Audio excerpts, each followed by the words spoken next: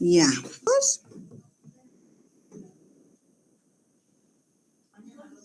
¿Aló?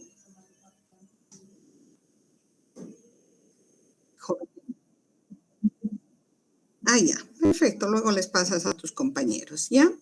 Bueno, en esta oportunidad, buenas tardes, jóvenes. Soy la doctora Salvatierra, ustedes ya me conocen. Vamos a hablar sobre la placenta previa, ¿ya? El concepto. La placenta previa es la inserción total o parcial de la placenta en el segmento inferior del útero, de modo que pueda ocluir el orificio cervical. Y por lo general está acompañado de sangrado transvaginal. Existe una clasificación mediante ecografía, donde se considera una placenta situada normalmente cuando se encuentra insertada a una distancia de 3.5 centímetros del orificio cervical interno, en un embarazo de término también, ¿no? Placenta baja es la placenta que se halla entre 2 y 2.5 centímetros del orificio cervical interno en una gestación de término. Y placenta previa es la placenta que está a menos de 2 centímetros del orificio cervical interno en una gestación a término. Muchas veces la placenta sobrepasa el orificio cervical interno. Ahora, quiero que sepan de que en las concepciones la mayoría de los embarazos presentan placenta previa en el inicio, es decir, durante el primero y parte de la segunda mitad del embarazo. Entonces, conforme va creciendo el útero, la placenta no es que camina, sino que el útero aumenta de volumen y al aumentar de volumen, la placenta se va haciendo cada vez más en una situación normal o una situación lateral y posterior, como tiene que ser, ¿ya? La incidencia es un caso en cada 200 a 250 partos. En la etiopatogenia tenemos que considerar factores embrionarios como es el enlentecimiento de la división celular y la posterior anidación del embrión a nivel cornal, ¿no es cierto? Y factores uterinos es la falta de espacio para una correcta implantación. Y esto debido a que el útero está ocupado por miomas, por pólipos o puede ser un útero con malformaciones. Las zonas del endometrio con vascularización insuficiente e inadecuada. Esto debido a que tiene cicatrices debido a legrados o debido a la histerorrafia, es decir, las cesáreas anteriores que ha podido tener la paciente. También un factor muy importante es la edad avanzada y la multiparidad de la paciente, es decir, que tiene varios hijos, ¿ya? En realidad la etiología es desconocida, pero se supone la hipótesis basada en condiciones asociadas a su mayor incidencia, ¿no? Las uterinas, la multiparidad, mujeres mayores de 35 años, que haya tenido placenta previa anterior, que tenga endometritis, miomas, un periodo intergenésico corto por la herida de la cesárea, cesáreas previas y legrado uterino. Ahora, de causas placentarias, todas aquellas que favorecen el aumento del tamaño de la torta placentaria o bien la superficie de implantación es más grande debido a que disminuye el espesor, pero aumenta la torta placentaria, ¿no? Y esto reduce la oxigenación. Esto está asociado con el desarrollo del segmento uterino inferior, o sea, aumenta el segmento uterino.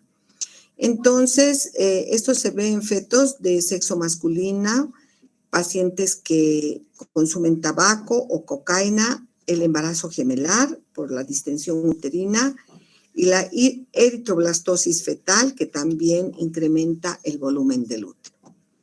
Entonces, entre las variedades de las placentas previas, tenemos la placenta previa marginal, donde el borde de implantación más bajo está a una distancia cercana al orificio cervical inferior a 2 centímetros. No llega a rebasarlo. Placenta de inserción baja es una variante de la normalidad, es decir, que está por encima de 2 centímetros. Placenta previo-oclusiva parcial. El borde de implantación más bajo se encuentra en el orificio cervical interno, lo que ocluye parcialmente la mayor parte del orificio, ¿ya? Esto se presenta en el 30 a 40% de los casos. Placenta previa oclusiva total. La totalidad de la placenta se encuentra ocluyendo el orificio cervical interno y esto se presenta en el 20 y 30% de los casos. Entonces, aquí vemos la placenta marginal que está muy cerca del orificio cervical, menos de 2 centímetros. La placenta previa oclusiva parcial y la placenta previa oclusiva total. Aquí es el orificio cervical y vemos que la torta placentaria está obstruyendo el orificio cervical interno. En la fisiopatología, existe una fuerte asociación con la multiparidad, con cesáreas previas y con el hecho de que la paciente haya sido sometida a curetajes previos. Esto sugiere un daño del endometrio como la principal causa. El blastocisto busca implantarse en el mejor sitio para que supla sus necesidades, haciéndolo en el segmento uterino inferior. El motivo por qué ocurre la implantación a este nivel no está bien conocido. En la fisiopatología, el segmento uterino inferior es una región inadecuada para la inserción placentaria porque presenta un endometrio de menor grosor y con menos vasculatura, por lo que la placenta tiende a ser más extendida, aplanada e irregular. El trofoblasto puede invadir la decidua y la pared uterina porque es más delgada y esto va a predisponer al acretismo placentario. La musculatura. Existe menos fibras musculares y mayor cantidad de fibras colágenas, lo que le hace sí más distendible, pero con menos potencia para colapsar los vasos sanguíneos. Es decir, si hay un sangrado, no hay una contracción vascular adecuada que produzca la hemostasia del sangrado, ¿no es cierto? En la anatomía patológica, el segmento inferior, que es el lugar de asentamiento de la placenta previa, presenta una fuerte vascularización. Existe una escasa reacción decidual. Las vellosidades invaden la pared que se hace más frágil y menos elástica. En la anatomía patológica, con frecuencia la placenta se encuentra adelgazada, más extendida en superficie y puede existir cotiledones aberrantes, es decir, que puede existir placentas subcenturiadas o bilobuladas. Siendo uno de los cotiledones los de inserción anómala. Puede estar asociada a placentas acretas en el 5 a 10%. La cara materna presenta surcos intercotiledoneos poco acentuados. Y microscópicamente podemos verla la placenta normal. Puede existir necrosis decidual y trombosis placentaria. Fibrosis del estroma, una hiperplasia del epitelio de las vellosidades. El cordón puede tener una implantación excéntrica con una inserción velamentosa y puede estar acompañada de basa previa. Las membranas son espesas y rugosas. En la vecindad de los cotiledones, la elasticidad es mucho menor. Entonces, vemos aquí la anatomía patológica de la placenta, los bordes y el tamaño irregular y es más grande y más delgada. Los cotiledones son más aberrantes y tienen membranas friables. La vascularización está aumentada en el segmento inferior El cordón umbilical puede ser excéntrico. La placenta previa se asocia en el 5 a 10% con acretismo placentario. En la clínica, se presenta hemorragia a partir en la segunda mitad del embarazo, ¿ya? Generalmente estas pacientes presentan en momentos de la noche, cuando están más tranquilas, sienten una sensación de algo caliente que les va brotando va escurriendo por las piernas, sin dolor, sin ninguna contracción. Entonces, pues, estas hemorragias que presenta la paciente pueden ser autolimitadas y pueden volverse a presentar. Entonces, la hemorragia genital puede ser multifactorial, puede presentar también dilatación cervical mínima y en estos casos puede haber contracciones. Va a presentar distensión del segmento inferior que provoca rotura de capilares vasculares que drenan al espacio uteroplacentario. Las características del sangrado es rojo vivo, de una cantidad moderada, aproximadamente 500 cc o puede ser menos. Tiene una aparición súbita, puede ser secundaria a ruptura de membranas corioamnióticas, o sea, puede coincidir la hemorragia de una placenta previa con el hecho de que se produzca una ruptura prematura de membranas. Puede existir, si sangra mucho, signos de shock y anemia aguda. El cuadro clínico. 2 minutos, por favor, chicos. El cuadro clínico se caracteriza por la presencia de sangrado genital indoloro, es rojo rutilante, episódico, que aparece en forma brusca e inesperada en ausencia de actividad uterina y dolor. El sangrado vaginal en los primeros episodios suele ser autolimitado, con eventos de sangrados posteriores que pueden ser de mayor intensidad y, como les digo, pueden llegar incluso al shock. El sangrado genital está presente en el 80% de los casos, a menos que se asocie a basa previa, el sangrado es de origen materno. Cuando el sangrado es por basa previa, el origen es fetal. La clínica fetal por lo general no está afectada, o sea, cuando hacemos una cardiotocografía, el bebé está con buena vitalidad.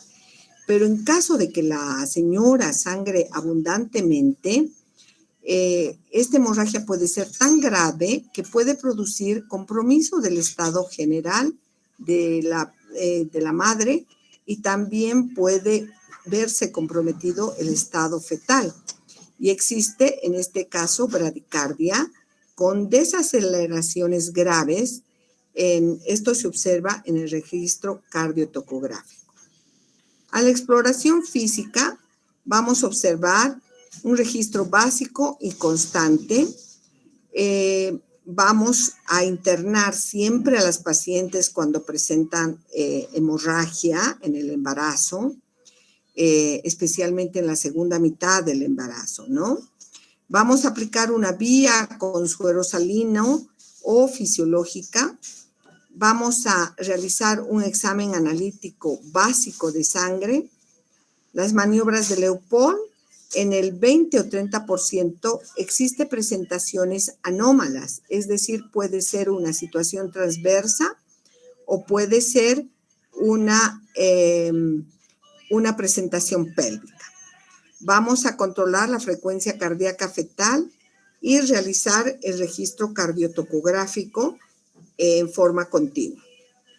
En el examen especular, una vez que tengamos una paciente con sangrado vaginal, tenemos que realizar las maniobras de Leopold y seguidamente vamos a realizar el examen vaginal mediante la aplicación del espéculo. Porque en los casos de placenta previa podemos llegar a tocar mediante el tacto los cotiledones y esto nos puede ocasionar un sangrado muy importante. Por lo tanto, no se realiza tacto vaginal por el peligro de mayor sangrado.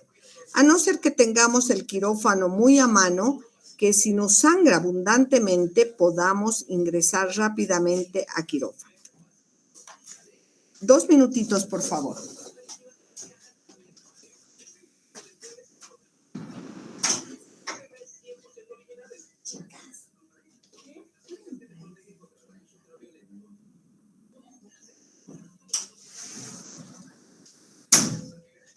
Van a disculpar, la radio está muy fuerte, ¿no? Bueno, las pruebas complementarias, vamos a realizar una ecografía abdominopélvica, nos va a ayudar muchísimo. Y también se puede realizar una ecografía transvaginal en la mayoría de los casos. En la ecografía transvaginal vamos a determinar la localización exacta de la placenta. Es segura aun cuando existe sangrado vaginal activo. Tiene una sensibilidad del 87.5% y una especificidad del 98%. El 60% de las mujeres a quienes se le ha realizado una ecografía transabdominal requieren una ecografía transvaginal para poder ver exactamente bien la placenta.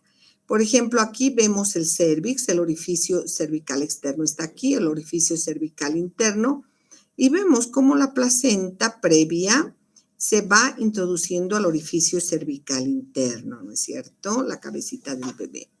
Acá también vemos la placenta bien vascularizada. Aquí está la vejiga y podemos ver que se trata la cabeza, ¿no es cierto?, de una placenta previa y vemos las lagunas que podría ser un acretismo porque está ya introduciéndose hacia la vejiga.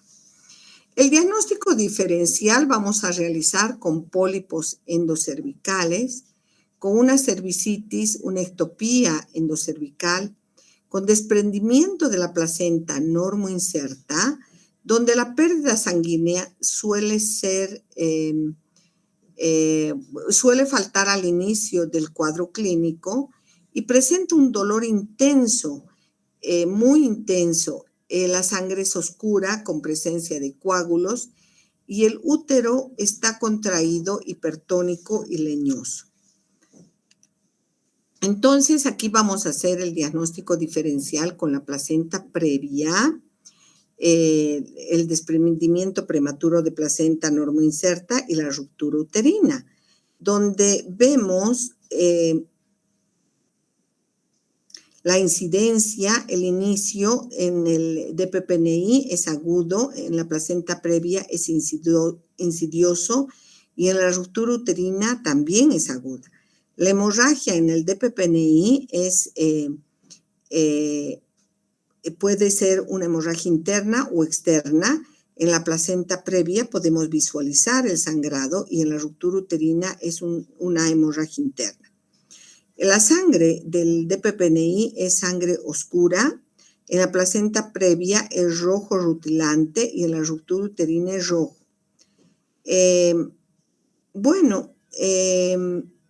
Puede haber hipertricosis. El shock es frecuente en el DPPNI, en la placenta previa es ocasional y en la ruptura uterina también es muy frecuente.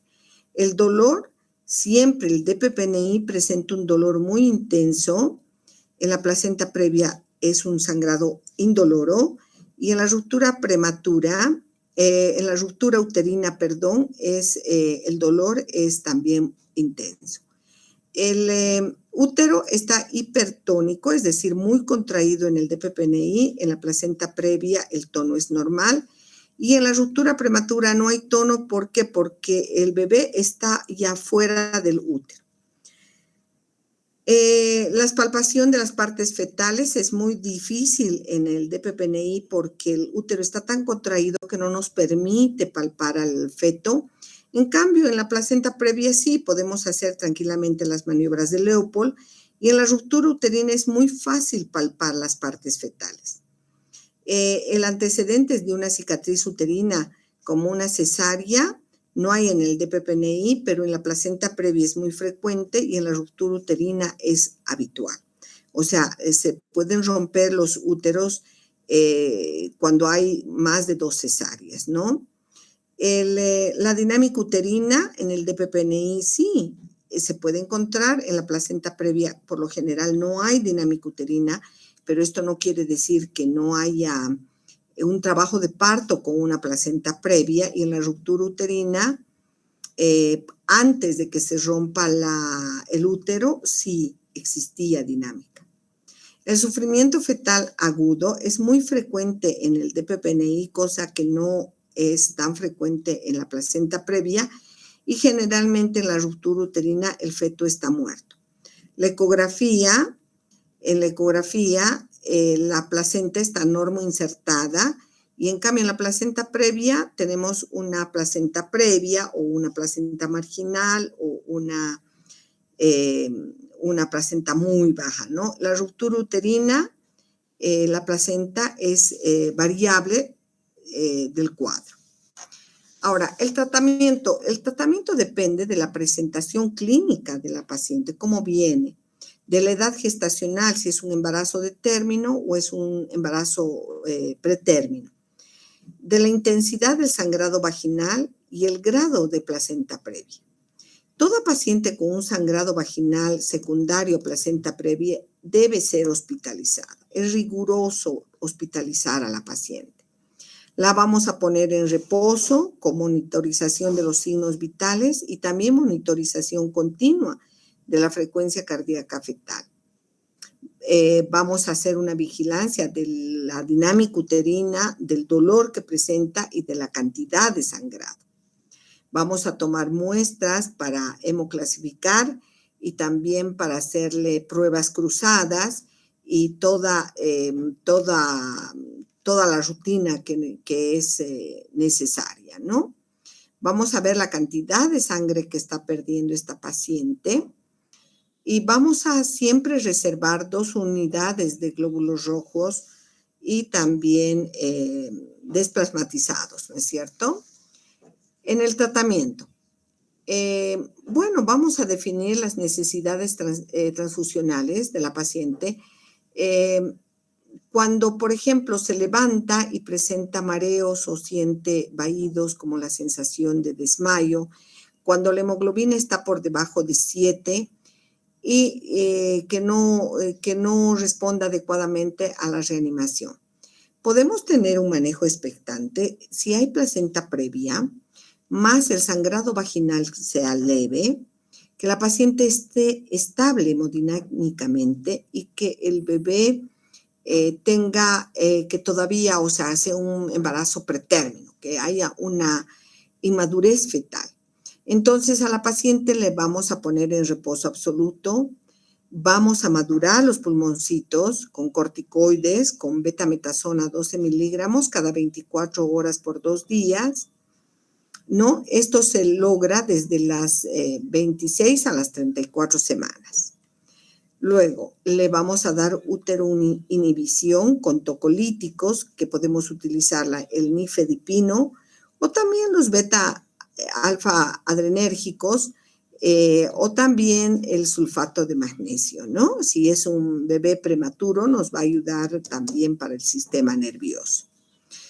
Las pacientes que sean RH negativas y requieran la inmunoglobulina anti-D, esto hay que prepararlo y solicitar, ¿no es cierto? Solicitar la vacuna.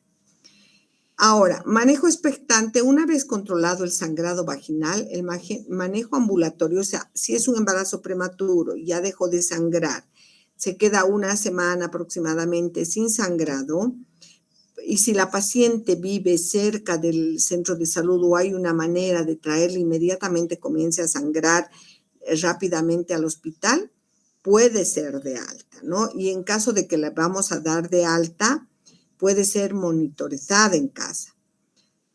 Cuando viva, como les dije, muy cerca al hospital, o puede ser transportada o contemos con ambulancia o que la paciente tenga alguien que la traiga inmediatamente.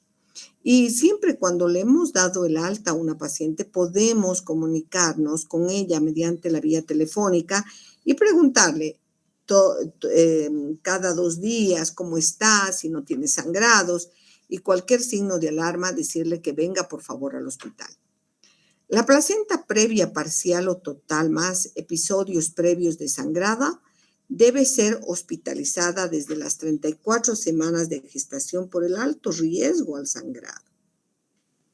Cuando la placenta previa tiene hemorragia severa, bueno, hay que interrumpir inmediatamente el embarazo independiente de la edad gestacional, la condición fetal o el tipo de placenta previa, ¿no? Hay pacientes que comienzan a sangrar en forma muy, muy abundante que pone en riesgo la vida de la madre y puede ser que sea un embarazo muy prematuro, entonces vamos a poner aquí en riesgo la vida del binomio y eso no corresponde, ¿ya? Inicio del trabajo de parto. Se evaluará el estado materno y fetal. En caso de placenta previa, parcial o marginal, se puede dar opción a parto vaginal, dependiendo de la cantidad de sangre que la paciente esté perdiendo. Reserva de sangre con pruebas cruzadas por las posibles transfusiones, que son muy frecuentes. En caso de que el bebé haya muerto, entonces no vamos a poner en riesgo la vida de la madre. Hay que hacerle una cesárea, especialmente si la placenta es previo oclusiva total o parcial y está sangrando abundantemente. No vamos a poner en riesgo la vida de la mamá. En caso de placenta previo oclusiva total, es indicación absoluta de cesárea. Ahora, las indicaciones para la cesárea. Vamos a valorar la posición fetal.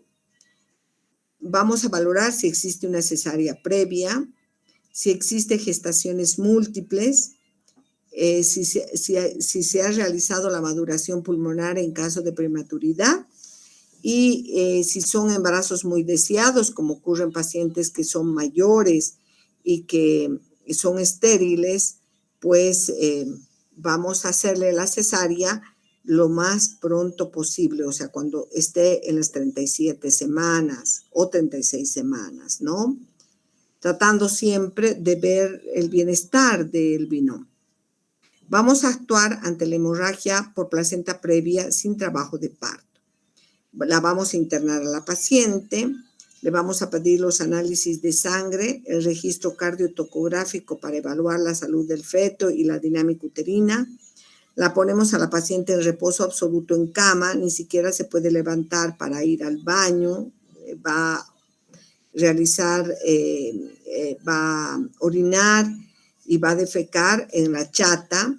Vamos a realizar la tocólisis, la tocólisis, vamos a utilizar beta-adrenérgicos, que por lo general, cuando es muy abundante el sangrado, se evita estos medicamentos porque va a producir vasodilatación y el sangrado va a aumentar, ¿no es cierto? Se puede administrar los betamiméticos en caso de sangrado escaso y tiene muy buena respuesta. A la madre sí le va a producir taquicardia y puede existir hipotensión también. Podemos uteroinhibir con sulfato de magnesio y lo ideal que actualmente se hace es con Adalat, el nifedipino, ¿no es cierto? No olvidemos la maduración pulmonar porque es muy importante para la producción del surfactante del bebé y evitar los ingresos a terapia intensiva. A las 37 semanas ya podemos evaluar la vía del parto. Si es una placenta previa oclusiva total, cesárea absoluta. Si es una placenta marginal, entonces podemos pensar en un parto normal, ¿no? O una oclusiva parcial, podemos evaluar la vía del parto normal, eutóxico. Acciones en casos de placenta previa en trabajo de parto. Ingreso al hospital, reposición de la pérdida, las pruebas cruzadas, reserva de sangre. Vamos a hacer registro cardiotocográfico para evaluar el estado fetal y la dinámica uterina. Vamos a individualizar la vía del parto. En caso de opciones de parto, hay que tener un manejo activo del trabajo de parto. Vamos a hacer la amniorexis, el uso de oxitocina para favorecer el encajamiento de la cabeza fetal, para que comprima a los cotiledones sangrantes y de esta manera la paciente deja de sangrar. Y vamos a continuar siempre realizando un registro cardiotocográfico por el peligro que son embarazos de alto riesgo y pueden entrar en sufrimiento fetal. El pronóstico, pues esta patología nos produce altas tasas de prematuridad. Puede existir restricción del crecimiento intrauterino por las características de la placenta. El sangrado condiciona alteraciones en el pronóstico de la madre, como el shock hipovolémico y mayor cantidad de sangre que van a ser transfundidas. Puede haber un trauma obstétrico debido a maniobras de extracción fetal muy violentas, especialmente cuando el bebé está en transversa con dorso superior. A veces es muy difícil la extracción. Y la mortalidad elevada en países menos desarrollados. Esto es por tener centros de referencia alejados. Bueno, unas palabritas sobre placenta subcenturiata. Es una anomalía morfológica de la placenta donde se desarrolla uno o varios lóbulos accesorios a una distancia de la placenta principal. Esto se puede asociar a inserción velamentosa del cordón y puede existir comunicación vascular entre el lóbulo que puede romperse en el momento de la amniorexis y producir una hemorragia fatal en el feto, que puede morir rápidamente si no tomamos una actitud rápida y prematura, ¿no? O sea, porque hay una fuerte vascularización del lóbulo, ¿no? Esta es la inserción velamentosa, donde vemos los vasos que pasan por las membranas que están muy vascularizadas, ¿no? Y bueno, la inserción velamentosa es una anomalía común de la placenta y el cordón umbilical. El cordón umbilical se inserta en el corión liso. Los vasos coriónicos se ramifican por el corión liso para llegar a la placenta. La rotura de la vasa previa. El sangrado está relacionado con la amniorexis y existe un compromiso fetal inmediato. El pronóstico es muy malo si no se actúa rápidamente. Al realizar la ruptura de las membranas, la amniorexis que normalmente realizamos durante el trabajo de parto, cuando la paciente está por encima de 7 centímetros, podemos producir un trauma de uno de estos vasos que va a sangrar abundantemente y el sangrado lamentablemente es fetal. Entonces el bebé puede morir rápidamente. Muchísimas gracias. Bueno, chicos, espero que ustedes me hagan algunos comentarios y algunas preguntas.